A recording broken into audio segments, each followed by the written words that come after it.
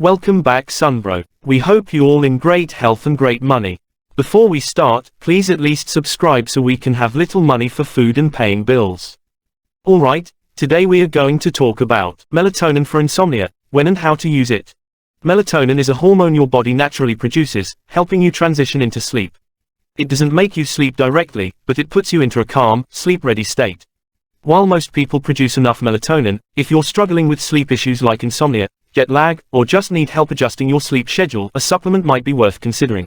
Here's how to use it effectively. 1. Work with melatonin's natural signals. Melatonin rises a couple of hours before bed, so lower the lights and avoid screens like your phone or computer, which can cancel out melatonin's effects. Get some sunlight earlier in the day to help set your body's clock.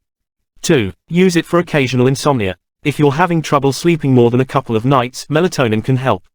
It's especially useful for people with delayed sleep phase syndrome, where you fall asleep very late and wake up late.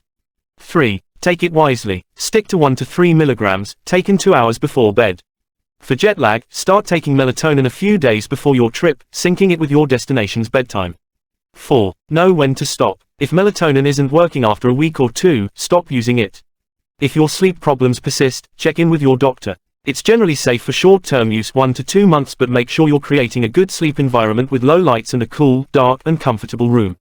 5. Skip it if. Don't use melatonin if you're pregnant, breastfeeding, or have certain health conditions like autoimmune disorders, seizures, or depression. Also, check with your doctor if you have diabetes or high blood pressure, as melatonin can affect these. Use melatonin wisely and it might just help you get that much needed rest. Thanks for watching, Sunbro. Please subscribe, like, comment, and share if you find this helpful. Come again to our next meeting Sunbro.